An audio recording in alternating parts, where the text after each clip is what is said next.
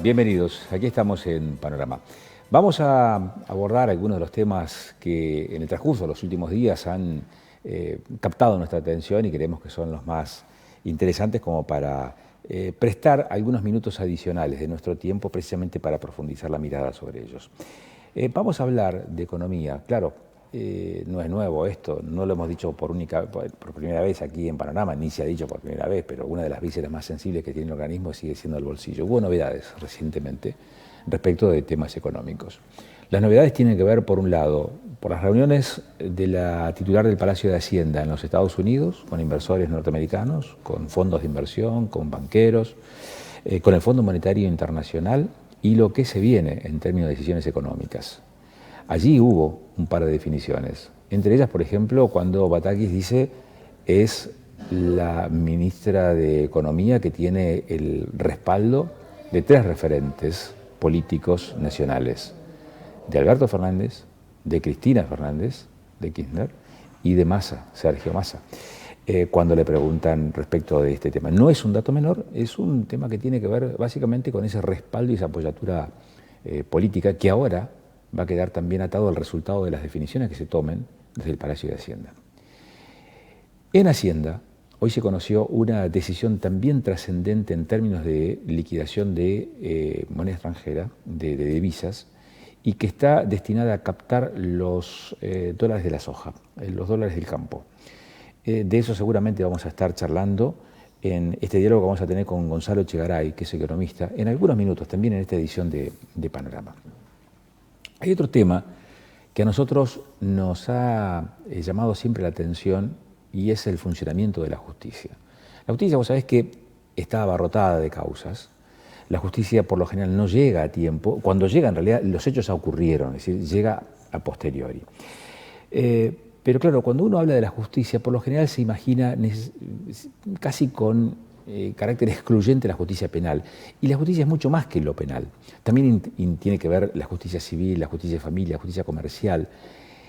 En ese ámbito hay una situación que sin ser un conflicto se dirime en el ámbito judicial. Y uno se pregunta, ¿por qué razón entonces algo que no es un conflicto va a juicio? Bueno, de esto vamos a hablar también en la jornada de hoy, aquí en Panorama, porque hay un proyecto que ha sido presentado, que tampoco es nuevo, porque hubo otras iniciativas, pero que no tuvieron eco, que es el acuerdo para aquellos trámites sucesorios en donde no hay conflicto, porque el heredero es uno solo, o porque habiendo más de un heredero, no se disputan y hay acuerdo, hay consenso en cómo se distribuyen esos bienes registrables. El impulsor de esta medida, entre otros, es Francisco Sánchez, es diputado por la provincia de Neuquén. Con él vamos a hablar en un rato más.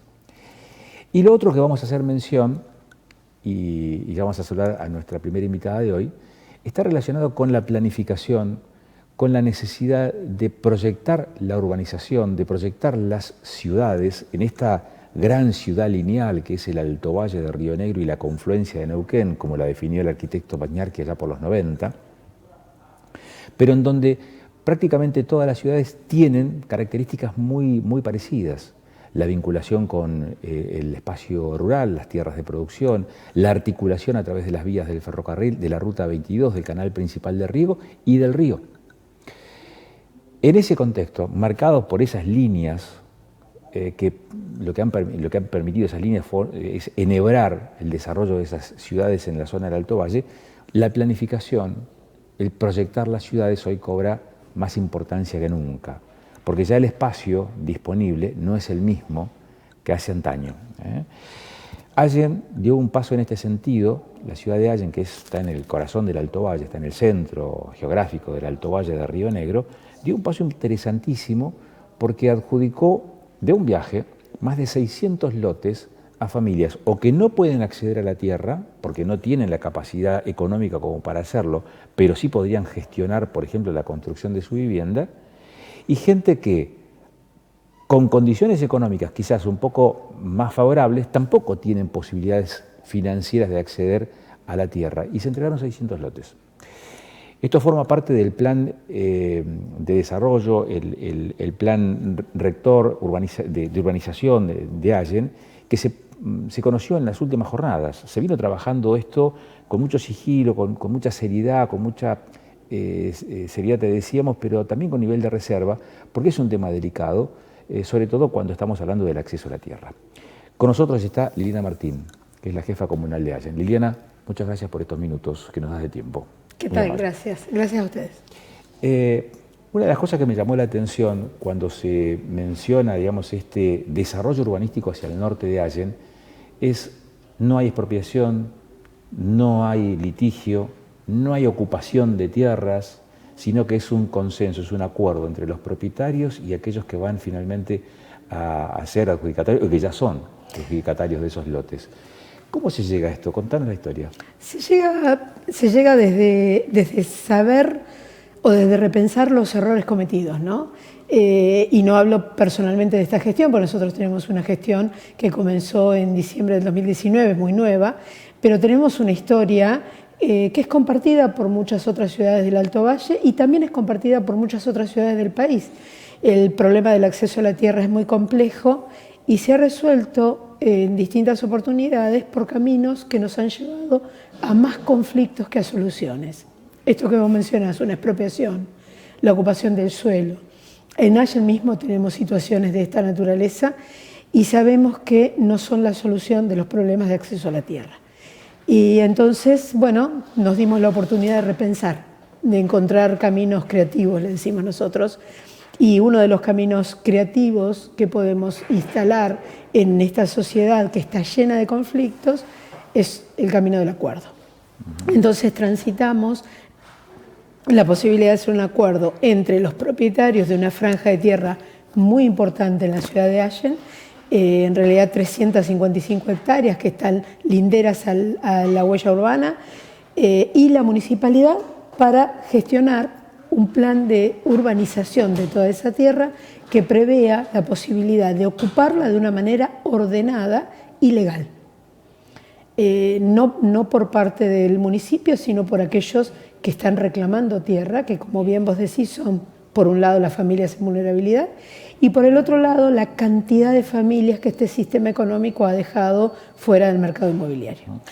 Crece en términos de erradicación de población. Uno visualiza Neuquén muchas veces y decís, bueno, tantas familias se vienen asentando por día o tantas personas se vienen asentando por día.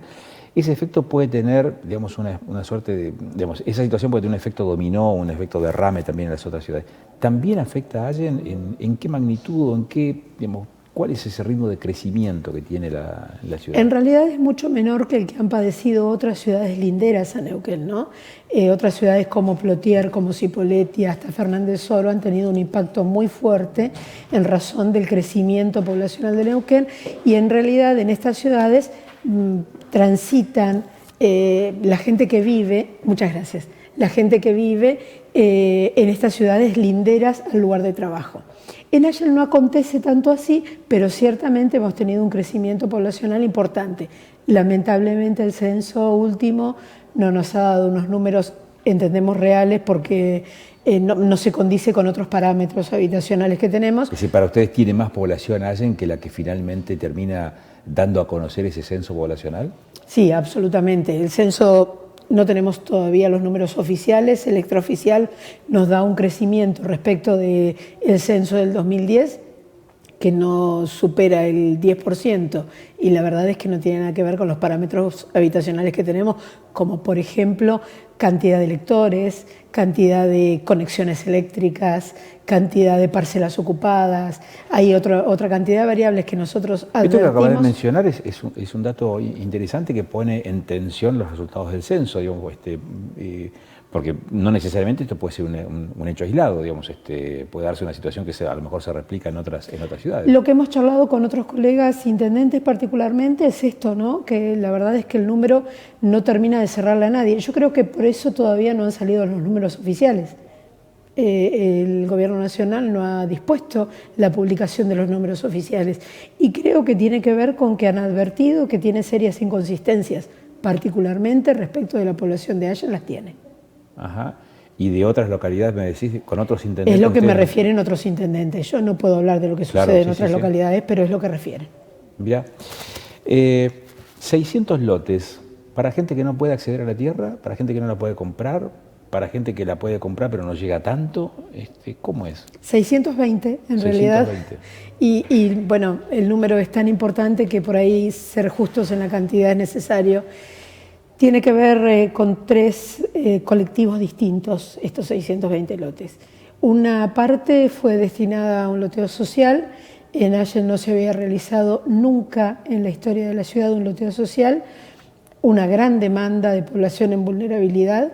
Nosotros hemos entregado ahora 245 lotes para el loteo social, con unos criterios de selección muy estrictos respecto de las personas que resultaron beneficiarias. ¿Qué ¿no? quiere decir muy estrictos?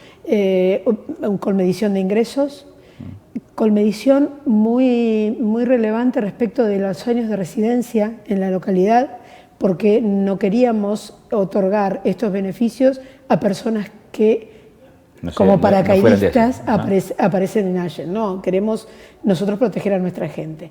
Y después también criterios de si hay algún discapacitado en la familia, mayores de 60 años. Elaboramos un sistema de puntaje que nos permitió definir de todos los inscriptos la cantidad de lotes de los que disponíamos. Primer colectivo. El segundo colectivo son las asociaciones del IMUBI. En el año 2020 ¿Qué es el IMUBI? Creamos el Instituto Municipal de Vivienda y Urbanismo. Este instituto nos ha permitido, es una figura autárquica que nos ha permitido generar procesos asociativos con distintas personas, grupos de personas que tienen un objetivo común, que es comprar la tierra, no se conocen entre sí, no son amigos, generamos procesos asociativos donde hacen un aporte, ese dinero lo maneja la asociación, no lo maneja el Estado municipal, a un valor estimado que entendemos de un valor de lote y con proyección a la compra de tierra y dotar de infraestructura esa tierra. Bueno, hemos incluido ahora 4 asociaciones del IMUBI, teníamos una más a la que ya le habíamos dado tierra en noviembre, por un acuerdo también que habíamos hecho con unos propietarios, y el tercer colectivo, un reclamo que nos habían hecho algunas asociaciones sindicales, las más importantes de la ciudad particularmente, para sus asociados, para sus afiliados. Ellos también necesitaban de alguna manera canalizar esta necesidad. Esto que te digo, una de las asociaciones camioneros, otra comercio, otra de la fruta, son personas que tienen su recibo de sueldo, tienen un empleo formal, pero tampoco acceden al mercado inmobiliario. Entonces también las incluimos dentro del grupo. Han dimensionado lo que significa en términos de impacto de inversión local, lo que va a significar todo el proceso constructivo que se dispara a partir de la entrega de estos lotes.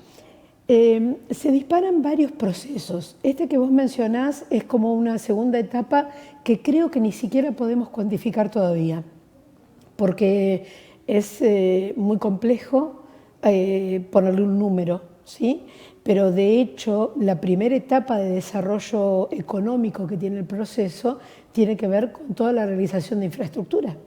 Toda la realización de infraestructura para esta cantidad de tierra que incluimos ahora en el área urbana supone la contratación de empresas que generan muchísima mano de obra para la realización de las obras corrientes de infraestructura de un loteo, ¿no?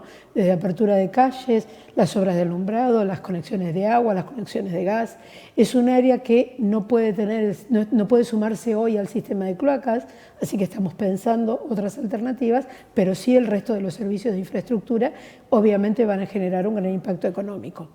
Con posterioridad creo que va a ser de una magnitud hoy insospechada la cantidad de mano de obra que se va a requerir para construir, para hacer las instalaciones domiciliarias, para hacer parquización. Esto también genera una movida muy importante comercial en la ciudad. La verdad es que el master plan es para nosotros, le llamamos de desarrollo urbanístico, pero en realidad es de desarrollo de toda la ciudad. ¿Ese master plan implica también, por ejemplo, la asignación de diseños ya preestablecidos para la construcción de viviendas? Porque si vos tenés familias que no tienen posibilidad de acceso a la tierra porque sus números no le dan, otros que tienen dificultades para completar, digamos, probablemente también tengan dificultades para construir. A veces un primer peldaño para superar suele ser ese, el diseño para optimizar la inversión económica, para optimizar, no sé, desde la luz hasta la temperatura interna del hogar. Digo, en ese aspecto, ¿tienen alguna modelos preestablecidos ya como para poner a disposición de esa población? Una gran inquietud que manifestaban todas las personas que sumamos al proyecto era, bueno, ¿y después qué hacemos para tener nuestra casa? Sí. Lo vamos a canalizar, por ejemplo, con el IPPB, que es el organismo provincial de vivienda en Río Negro, lo vamos a hacer nosotros. El hecho de que hayamos desarrollado de esta manera la urbanización no ha permitido que nosotros podamos disponer de la tierra a favor del IPPB en un momento previo, porque no la teníamos en el momento en que logramos el acuerdo con los propietarios y para protegerla en el mismo momento logramos el acuerdo con los nuevos dueños, ¿no? Con aquellos que van a ser los nuevos propietarios. Entonces, lo que hemos hablado con nuestra gente es, este es un primer paso, es la tierra, el segundo paso será la vivienda. Venimos trabajando hace 1 año y medio ya, hicimos una presentación muy importante en junio, un proceso para reformular y repensar lo que significa la bioconstrucción. La bioconstrucción con alto criterio técnico y con respaldo tecnológico y con respaldo de la academia. ¿Y qué se entiende por bioconstrucción? Bioconstrucción es construcción con materiales sustentables, con madera, con barro, no con cemento y hierro, diríamos, ¿no? La bioconstrucción tiene algunos parámetros que hay que considerar muy específicamente. Uno de ellos es que permite que las personas lo hagan por sí mismos. Esto no significa que vayan a hacer un rancho, hay que ser muy claro en esto, porque siempre estamos pensando, nos reímos siempre nosotros, porque yo digo, un día nos tragamos el cuento de los 3 chanchitos y creímos que solo era posible de cemento y hierro, y hoy nos damos cuenta que no, que hay otras opciones. Permite, como te digo, la construcción por mano propia del usuario, permite procesos asociativos, permite la utilización de recursos sustentables. Nosotros hemos hecho este proceso con intervención del INTA, el INTI, el Colegio de Arquitectos de Río Negro, de General Roca puntualmente, perdón, y la Universidad de Río Negro en su Facultad de Arquitectura. Con ellos hicimos todo un proceso de elaboración de técnicas, de discusión de técnicas y de respaldo académico para esa discusión. Y el proceso terminó o concluye con un edificio público en bioconstrucción que tenemos planificado para el año que viene y el logro de 6 proyectos arquitectónicos para viviendas en bioconstrucción. Esos proyectos arquitectónicos tienen firma de profesional responsable, arquitecto, y nosotros los ponemos a disposición de las personas para que los puedan usar en forma gratuita, ¿no? Las personas que están comprendidas dentro de este proceso.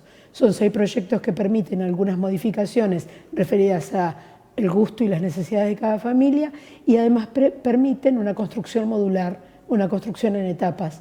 Y eso también ayuda mucho, sobre todo a las familias de menos posibilidades económicas que necesitan mudarse para dejar de pagar el alquiler que están pagando o la casa que tienen prestada, necesitan abandonarla y con una pequeña construcción pueden empezar a ocupar su lugar propio con posibilidad de emplear. Cuando comenzamos la charla nos decías que son 350 y tantas hectáreas las que se incorporan. 355. 355 hectáreas.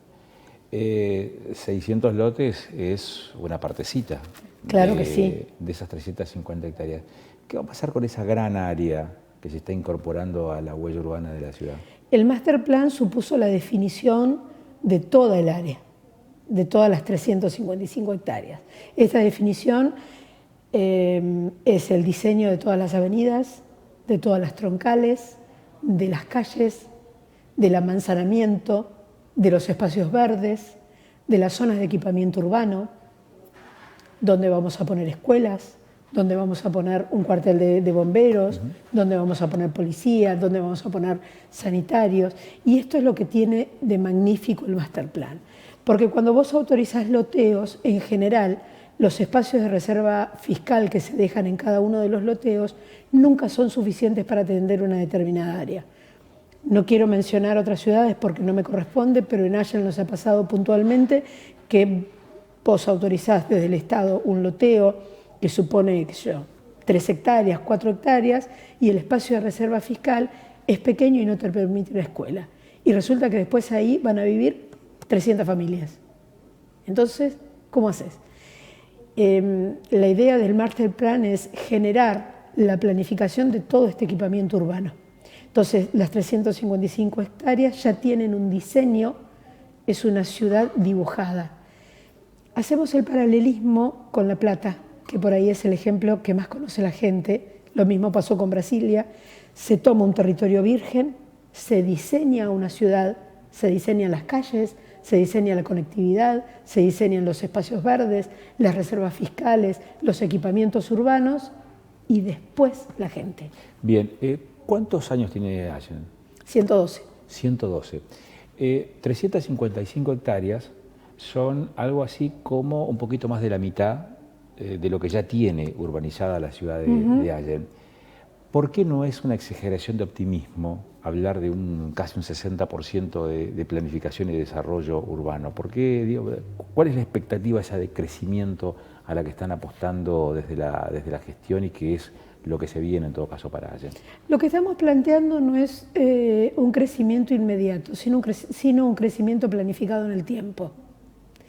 Porque sabemos que no se van a ocupar inmediatamente. Nosotros hemos entregado ahora 620 lotes que se corresponden con las tierras que el municipio obtuvo por el tributo de plusvalía urbana, pero no tenemos expectativa de que se ocupen todo el master plan o todo el territorio que diseñamos en el próximo año, ni en los próximos 3, ni en los próximos 5, ni en los próximos 10. Tal vez sea inclusive después de ese tiempo, porque lo que nos motiva no es el crecimiento inmediato, sino el crecimiento ordenado. Lo que nos motiva es cuidar las áreas productivas, nos motiva generar conexiones interurbanas que sean útiles para las personas en su movilidad de trabajo, en su movilidad para estudios, generar toda una cantidad de espacios verdes que superen inclusive los que hoy tiene la ciudad. Hoy nosotros tenemos un promedio de 6.5 metros cuadrados de espacio verde por habitante y lo que estamos planteando con este master plan, cuando esté todo ocupado, así que imagínate que ahora va a ser más, es una cantidad de 13.5 metros cuadrados por habitante de espacios verdes. De espacio verde. Entonces, tal vez tardemos mucho en ocuparlo, no es que seamos optimistas y pensemos que esto es de 3 años, no, esto tal vez dure 20.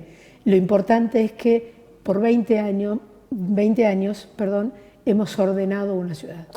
Las ciudades aquí en el Valle han tenido su crecimiento en el último siglo prácticamente, a la vera de las vías del tren, a la vera de la ruta y muy cerquita entre el río o el canal principal de riego. Hoy se habla del tren y de reflotar aquel tren no solamente de pasajeros sino también de cargas. Después de varias décadas de desinversión férrea, el tren desapareció prácticamente en los 90 de nuestra cotidianidad.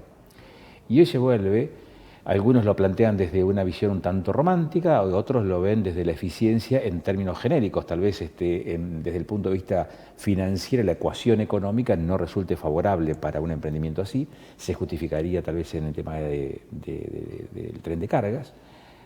Más allá de esa discusión, como las ciudades están atravesadas por las vías del tren, ¿qué impresión tiene respecto de la implementación nuevamente del tren, cortando el tránsito norte-sur, la conectividad norte-sur, 4, 5, 6, 7, 8, 9 veces por día, con un tren de carga? En Allen las vías pasan exactamente por la mitad de la ciudad, exactamente.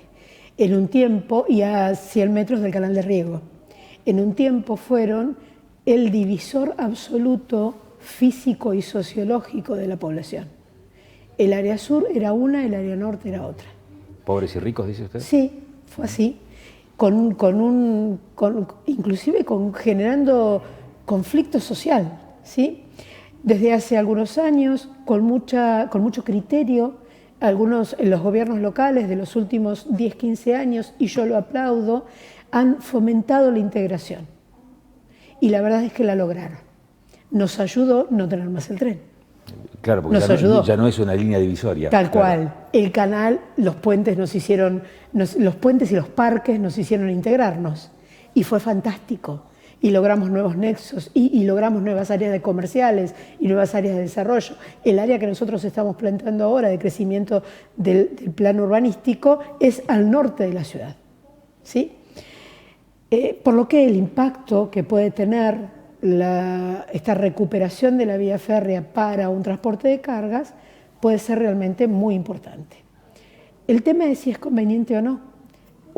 Nadie puede dejar de entender que la estructura vial de nuestra zona particularmente está colapsada, sobre todo con una ruta que lleva 20 años en ejecución y no termina.